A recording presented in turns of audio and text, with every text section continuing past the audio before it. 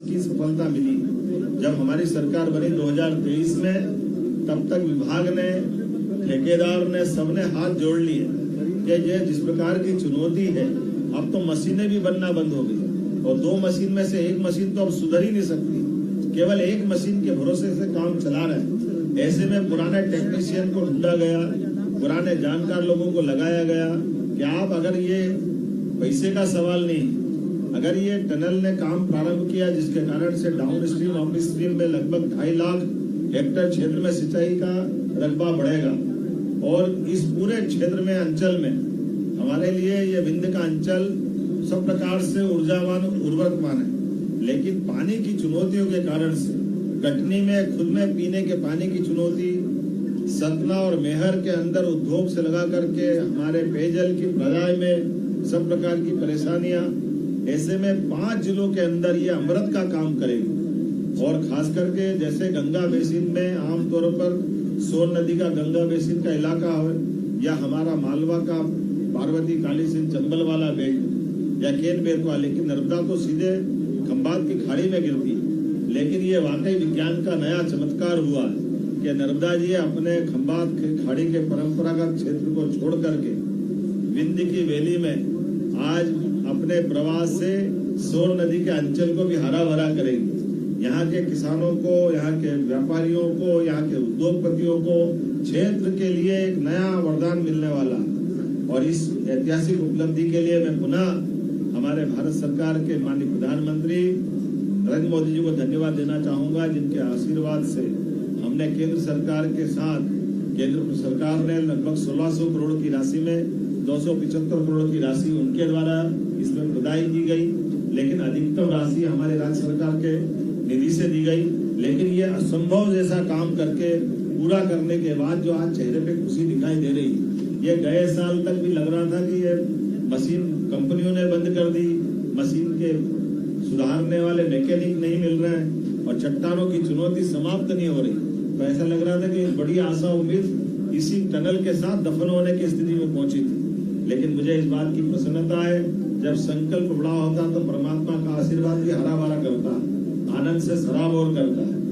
और मन की पवित्रता से किए गए काम में हमको निश्चित रूप से भगवान राम का आशीर्वाद मिलता है। ये हमारा चित्रकूट का क्षेत्र, सतना का पूरा पर्वत अंचल, विंध्य की वैली, ऐसे में पन्ना, कटनी, सतना, मैहर और रीवा 5 जिलों के अंदर क्षेत्र के लगभग हमारे 2.5 लाख से ज्यादा क्षेत्र में सिंचाई का रकबा होगा। उद्योग और पीने के गांवों के पानी की समस्या का समाधान होगा। और ये विशेषता टनल की है कि टनल नीचे जा रही है, ऊपर से नदी कटनी भी बह रही, एक नीचे नर्मदा बह रही, दूसरी ऊपर से कटनी नदी बह रही। और ऐसी एक नहीं, कई नदी नालों के नीचे पानी की धारा को बरकरार रखते हुए कटनी नदी की जो पानी की चुनौती है, नगर के अंदर पेयजल की बड़ी समस्या भी समाधान करेगी। माननीय सांसद जी विष्णुदत्त शर्मा जी, माननीय विधायक संदीप जायसवाल जी, इनके लिए, हम सब के लिए, जनप्रतिनिधियों के लिए, तो जनता की आकांक्षा की पूर्ति करने के लिए ये एक मील का पत्थर साबित होगी। एक तरफ पन्ना के सभी प्रकार के, पन्ना के अंदर हमारे उद्योग धंधे से लेकर सब क्षेत्रों में नर्मदा का पानी मिलेगा। रीवा बुंदेलखंड, खास करके बघेलखंड बुंदेलखंड का ये एक बड़ा ऐतिहासिक कदम है, जिसमें माननीय सांसद गणेश सिंह जी और उनकी पूरी लोकसभा, माननीय विष्णुदत्त शर्मा जी और उनकी पूरी विधानसभा, संजय पाठक जी, प्रतिमा बागरी जी, संदीप जायसवाल जी, प्रणव पांडे जी, आपके कितने गांव प्रभावित हो रहे हैं? 153 गाँवों को लाभ देगी। कई गाँव के, ये सिंधाबाद गाँव जिसके हम यहाँ बैठे हैं, इसके नीचे से टनल जा रही, रेल ऊपर चल रही, नीचे टनल भी चल रही। ये चमत्कार है वास्तव में। और पानी की धारा के बलबूते पर कई जगह बिजली भी बनाई जाएगी और आगे जाकर के कई सारे लोगों के लिए केस स्टडी का काम करेगी। इतनी कठिन चुनौतियों के बावजूद भी हमारे राज्य के अधिकारियों ने, इरिगेशन डिपार्टमेंट ने इसको पूरा करने का जो हिम्मत दिखाई, मैं उनको बधाई देना चाहूंगा। कई मित्रों के माध्यम से इसकी चुनौतियों के बीच हिम्मत दिलाने की जो बातें आई, वो भी महत्व की।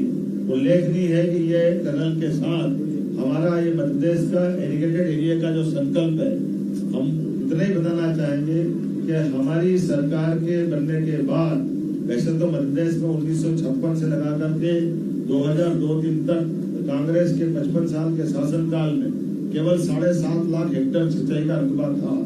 ये नदियां पहले थी, जंगल पहले थे, टेक्नोलॉजी भी थी, लेकिन काम करने की इच्छा शक्ति के अभाव में किसानों को कठिनाइयों के बीच छोड़ करके सरकारें बनती रही, लेकिन सरकारें किसान की बेहतरी के लिए काम नहीं करती थी। मुझे इस बात की प्रसन्नता है, हमारी सरकार साध्वी उमा भारती, माननीय बाबूलाल जी गौर, माननीय शिवराज सिंह जी चौहान और हमारी सरकार के बनने के साथ जब हमने सरकार बनाई तो 44 लाख हेक्टेयर का क्षेत्रफल अब सिंचाई का हुआ था और अभी 2.5 साल में लगभग 65 लाख हेक्टेयर पे हम पहुंच गए।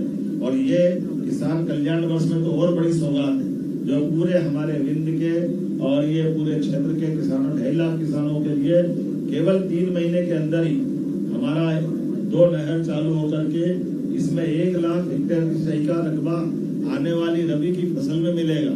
ये वाकई वरदान जैसा है और उम्मीद करेंगे आपके माध्यम से मैं सब किसानों से भी अपील करना चाहूंगा, आप अपनी सारी स्थिति कर दे लेकिन जमीनें मत बेचना।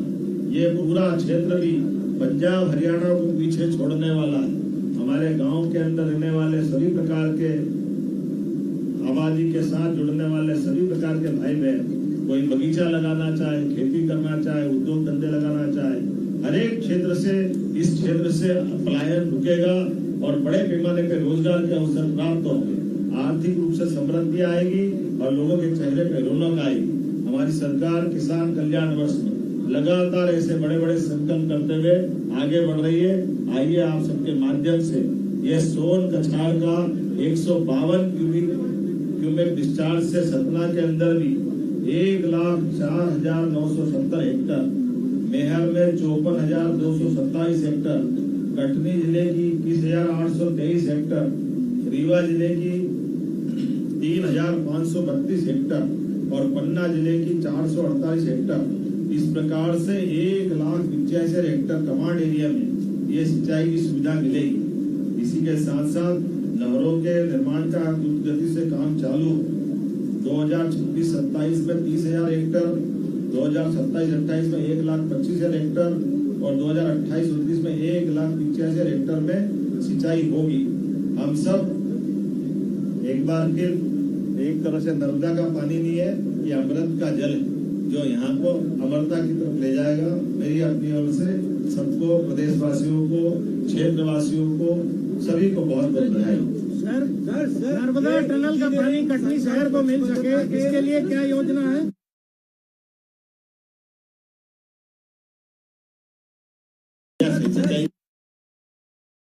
की बात करेंगे ये इंजीनियरिंग संकल्प प्रतिबद्ध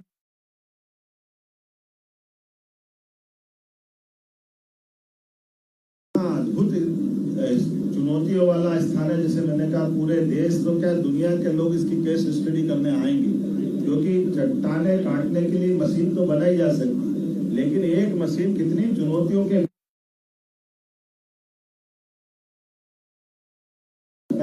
या मुरब की कोई खनाना, मिट्टी के बजाय पानी का आ जाना, एक लंबा ब्लैक होल का एक जगह मिल जाना, कई प्रकार की चुनौतियों के बावजूद भी टनल का निर्माण जारी रहा है।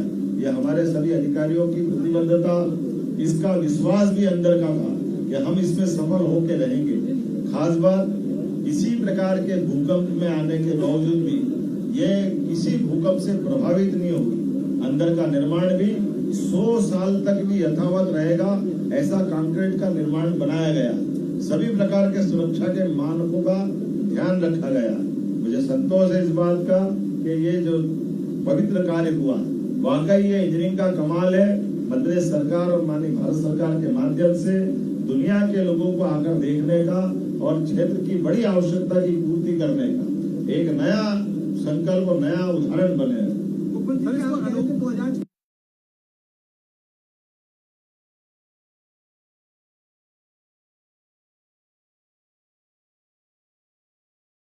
कि हमारी सरकार के बनने के बाद हमने ऐसे सारे असंभव चुनौती के काम लिए। जैसे उदाहरण के लिए 2008 में कोई टेंडर अगर काम का किया गया तो 2008 के आधार पर उसके एक समय सीमा होती है, उसकी टेक्नोलॉजी की मशीनों की अपनी कठिनाई होती है। ऐसे में कई प्रकार के ऑडिट रिपोर्ट और 50 तरह की बातें आती। तो हमने कैबिनेट में ले जाकर इस बात को रखा कि अगर हमको इस चुनौती को पार पाना है, अगर या तो इस प्रोजेक्ट को ड्रॉप कर दें तो जो लगाया गया वो पैसा भी बेकार होगा और ये क्षेत्र बड़े पैमाने पे एक सौगात से वंचित होगा। ऐसे में सरकार जब जनता की जन कल्याणकारी योजनाओं की तरफ बढ़ती है तो कैबिनेट होती इसीलिए कि जो सभी प्रकार की व्यवस्थाओं पे समग्र आकलन करते हैं, नीतिगत निर्णय ले।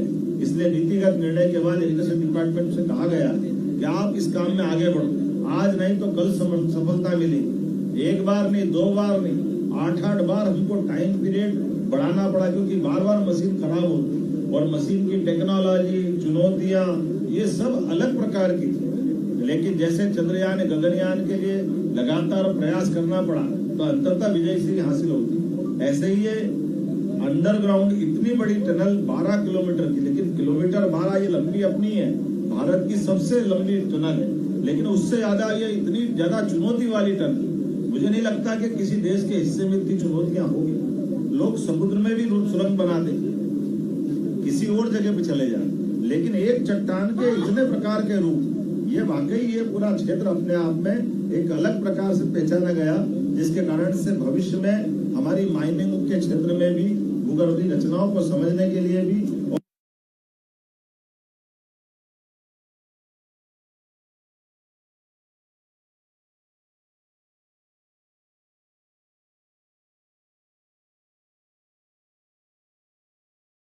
पानी के फ्लो का स्वाभाविक प्रकृति जन्य जो गुरुत्वाकर्षण के आधार पर पानी का फ्लो मिलता है, ये कोई भी योजना को पूरा करने में सबसे बड़ा सहारा होता है।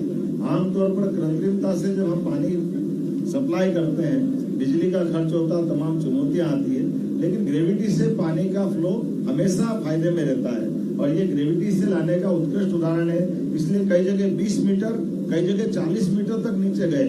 40 मीटर मतलब 4×12 कितना, 120 फीट से ज्यादा नीचे जाना और उसके बाद उस पानी के फ्लो को बनाए रखना और 120 फीट नीचे जाकर नहर बनाना। इसका मतलब नहर बनाने के लिए और कितना काम करना पड़ा होगा। तो चुनौतियां तो अपार थी, लेकिन हनुमान जी ने यही चित्रकूट पे भगवान राम के साथ जिस प्रकार से वनवास के काल में असंभव से असंभव काम को करने का इतिहास बनाया, मध्य प्रदेश के साथ जुड़ करके भगवान राम का ये अंचल उनके आशीर्वाद से अब हरा भरा होने वाला है। जब अयोध्या में भगवान राम का आशीर्वाद मिल रहा है, हमारे लिए बाबा महाकाल का आशीर्वाद उज्जैन में प्रारंभ हुआ, तो सनातन संस्कृति से सरसब्ज नए त्योहारों का समय आ रहा है। इस वर्ष का दशहरा, इस वर्ष की दीपावली, रक्षाबंधन बहनों के जीवन में भी आनंद लाएगा और सबको ये नए